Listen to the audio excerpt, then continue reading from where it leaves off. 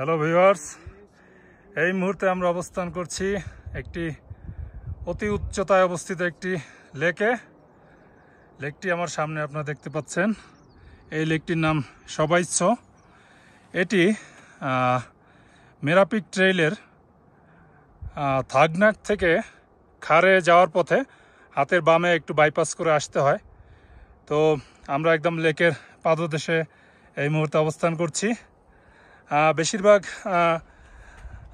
বেশিরভাগ ক্লিম্বাররাই ওই যে উপরে যে দেখতে পাচ্ছেন পাহাড়, ওখান থেকে আসলে লেকটা দেখে, কিন্তু আমরা একটি বোল্ডার পরিপূর্ণ পথ পাড়ি দিয়ে আমরা এখানে এসে উপস্থিত হয়েছি।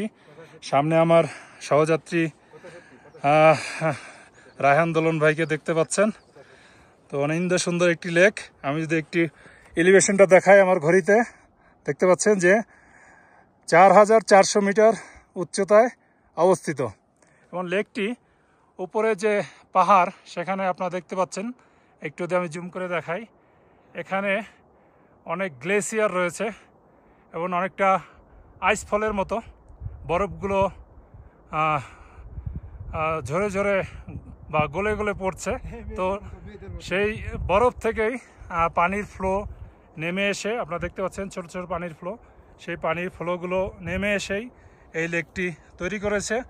এবং সবচেয়ে মজার বিষয় হলো এই লেকটি এরপরে সামনে হাতের দিকে একটু আমি দেখাতে চাই, এই জায়গা দিয়ে একটি প্যাসেজ রয়েছে এবং এখান থেকে বলা যায় যে আমরা যে ইঙ্কুখোলা নদী দেখেছি তার একটি উৎপত্তি স্থল হলো এই সবাইচ্ছ লেকটি। এবং এখান থেকে পানির ফ্লো গিয়ে ইঙ্কুখোলার নদী সৃষ্টি করেছে।